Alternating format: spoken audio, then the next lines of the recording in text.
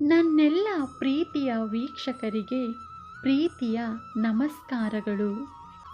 ಸಮಸ್ಯೆಗಳು ಯಾರಿಗೆ ಇಲ್ಲ? ಪ್ರತಿಯೊಬ್ಬರ ಜೀವನದಲ್ಲೂ ಸಮಸ್ಯೆಗಳು ಇದ್ದೇ ಇರುತ್ತವೆ. ಹಾಗಂತ ಜೀವನವೇ ಮುಗಿದು ಹೋಯಿತು ಅಂತ ತಲೆಯ ಮೇಲೆ ಕೈ ಇಟ್ಟುಕೊಂಡು ಕುಳಿತುಕೊಂಡರೆ ಹೇಗೆ? ಎಷ್ಟೇ ಇಷ್ಟವಿದ್ದರೂ ಬೇರ್ಪಡಿಸಲೆಂದೇ ನಿಂತಿರುವ ಸಂಬಂಧಗಳಿಗೆ ಅತಿಯಾಗಿ ಅಂಗಲಾಚಬೇಡಿ. ಅದು ಒಂಥರ ಬದುಕಿನ ಸಂತೆಯೊಳಗೆ ನಿಮ್ಮತನವನ್ನು ನೀವು ಅಡವಿಟ್ಟಂತೆ ಆಗುತ್ತದೆ.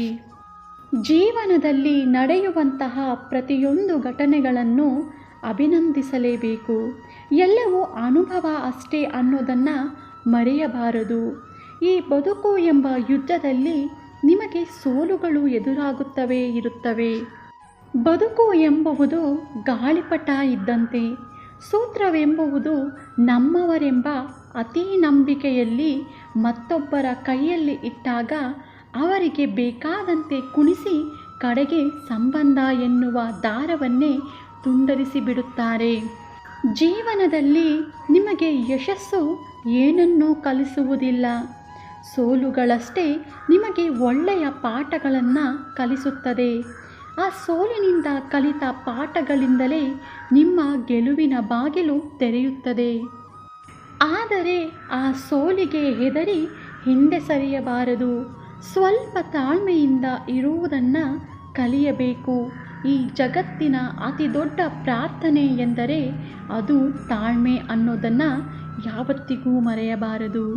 ನೀವು ಎಷ್ಟು ಶಕ್ತಿಶಾಲಿಯಾಗಿ ಇರಬೇಕು ಅಂದರೆ ಏಕಾಂಗಿಯಾಗಿ ಇರುವುದನ್ನು ಅಭ್ಯಾಸ ಮಾಡಿಕೊಳ್ಳಬೇಕು. ಏಕೆಂದರೆ ನಿಮ್ಮ ಕಷ್ಟಗಳಿಗೆ, ನಿಮ್ಮ ನೋವುಗಳಿಗೆ ಯಾರೂ ಆಗುವುದಿಲ್ಲ. ಜಗತ್ತಿನಲ್ಲಿ ಸಾವಿರಾರು ಸಮಸ್ಯೆಗಳಿವೆ. ಆದರೆ ಅದರ ನಿವಾರಣೆಯ ಉಪಾಯವೇ ಎಷ್ಟೋ ಜನರಿಗೆ ಗೊತ್ತಿರುವುದಿಲ್ಲ. ನೀವು ಇನ್ನೊಬ್ಬರ ಬಗ್ಗೆ ಹೆಚ್ಚು ಮಾತನಾಡುವುದನ್ನು ಬಿಟ್ಟು ಬಿಡಿ. ಅದಕ್ಕೆ ಬದಲಾಗಿ ಇನ್ನೊಬ್ಬರೊಂದಿಗೆ ಮಾತನಾಡುವುದನ್ನು ಕಲಿತುಕೊಳ್ಳಿ. ಆಗ ಎಲ್ಲ ಸಮಸ್ಯೆಗಳು ಮಾಯವಾಗುತ್ತವೆ. ಜೀವನದಲ್ಲಿ ಖುಷಿಯಾಗಿ ಇರಬೇಕು. ಬಂದಂತೆ ಬದುಕಬೇಕು. ನುಡಿದಂತೆ ನಡೆಯಬೇಕು. ಗೆದ್ದರೂ ಬಾಗಬೇಕು. ನಮ್ಮ ವಾದ ಸರಿ ಇದ್ದರೂ ಸುಮ್ಮನಿರಬೇಕು. ನಮ್ಮ ತಪ್ಪು ಇಲ್ಲದೆ ಇದ್ದರೂ ಕ್ಷಮೆ ಕೇಳಬೇಕು. ಮನಸ್ಸಿನಲ್ಲಿ ನೋವಿದ್ದರೂ ಮುಖದಲ್ಲಿ ಮಂದಹಾಸವಿರಬೇಕು. ಸೋತರೂ ಮತ್ತೊಮ್ಮೆ ಪ್ರಯತ್ನಿಸಬೇಕು. ರಾತ್ರಿ ಪೂರ್ತಿ ಅತ್ತರೂ ಮಾರನೆಯ ದಿನ ಮತ್ತೆ ನಗುನಗುತ್ತಲೇ ಇರಬೇಕು. ದುಃಖದ ಬಗ್ಗೆ ಯೋಚಿಸುತ್ತಿದ್ದರೆ ಸದಾ ದುಃಖಿಯಾಗಿಯೇ ಉಳಿಯುತ್ತೀರಾ. ಸುಖ ಸಂತೋಷಗಳನ್ನು ಧ್ಯಾನಿಸುತ್ತಿದ್ದರೆ ಮುಂದೆ ಸುಖವಾಗಿ ಬಾಳುತ್ತೀರಾ. ಏಕೆಂದರೆ ಮನಸ್ಸು ಸದಾ ಯಾವುದರ ಬಗ್ಗೆ ಧ್ಯಾನಗೊಳ್ಳುವುದೋ ಅದೇ ಸಕ್ರಿಯವಾಗುವುದು. ಕಣ್ಣಿನ ದೃಷ್ಟಿ ಚೆನ್ನಾಗಿ ಇದ್ದರೆ ಪ್ರಪಂಚ ಸುಂದರವಾಗಿಯೇ ಕಾಣುತ್ತದೆ. ದೂರದೃಷ್ಟಿ ಚೆನ್ನಾಗಿ ಇದ್ದರೆ ನಿಮ್ಮ ಜೀವನ ಮುದ್ದಾಗಿ ಇರುತ್ತದೆ. ಹೃದಯದ ಭಾವನೆ ಚೆನ್ನಾಗಿ ಇದ್ದರೆ ನಿಮ್ಮ ಮನಸ್ಸು ಯಾವತ್ತೂ ವಿಶಾಲವಾಗಿ ಇರುತ್ತದೆ.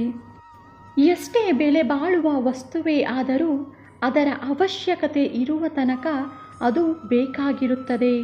ಅದರ ಅವಶ್ಯಕತೆ ಮುಗಿದ ಮೇಲೆ ಅದನ್ನು ತಮ್ಮ ಹತ್ತಿರ ಇಟ್ಟುಕೊಳ್ಳುವುದಕ್ಕೂ ಜನ ಇಷ್ಟಪಡುವುದಿಲ್ಲ.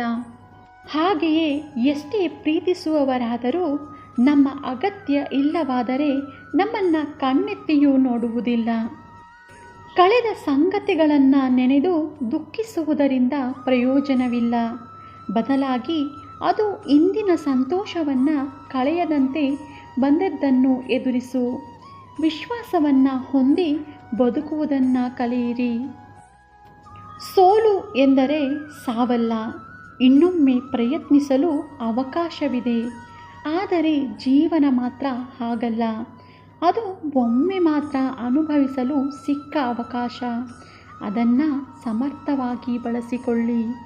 ಲಾಭ ಮತ್ತು ನಷ್ಟವನ್ನು ಯಾವತ್ತೂ ಹಣದಲ್ಲಿ ಅಳೆಯಬಾರದು. ಒಳ್ಳೆಯತನಕ್ಕೆ ಹಣದ ಅವಶ್ಯಕತೆಯೇ ಇಲ್ಲ. ಒಳ್ಳೆಯ ಮನಸ್ಸಿದ್ದರೆ ಸಾಕು. ಜೀವನದಲ್ಲಿ ನಾವು ತಪ್ಪು ಹೆಜ್ಜೆ ಇಡುವುದು ಸಹಜ. ಆದರೆ ಅದರಿಂದ ಬೇಗ ಎಚ್ಚೆತ್ತುಕೊಳ್ಳುವುದು ಬುದ್ಧಿವಂತರ ಲಕ್ಷಣ. ಈ ವಿಡಿಯೋ ನೋಡಿದ್ದಕ್ಕಾಗಿ ಧನ್ಯವಾದಗಳು. ಈ ವಿಡಿಯೋ ನಿಮಗೆ ಇಷ್ಟ ಆಗಿದ್ದರೆ ದಯವಿಟ್ಟು ನನ್ನ ಚಾನಲ್ನ ಸಬ್ಸ್ಕ್ರೈಬ್ ಮಾಡ್ಕೊಳ್ಳಿ, ಶೇರ್ ಮಾಡಿ, ಲೈಕ್ ಮಾಡಿ ಮತ್ತು ಕಮೆಂಟ್ ಮಾಡಿ. ಮತ್ತೆ ಇದೇ ರೀತಿಯ ಸ್ಫೂರ್ತಿದಾಯಕ ವಿಡಿಯೋಗಳೊಂದಿಗೆ ಭೇಟಿಯಾಗೋಣ. ಧನ್ಯವಾದಗಳು ಸ್ನೇಹಿತರೆ.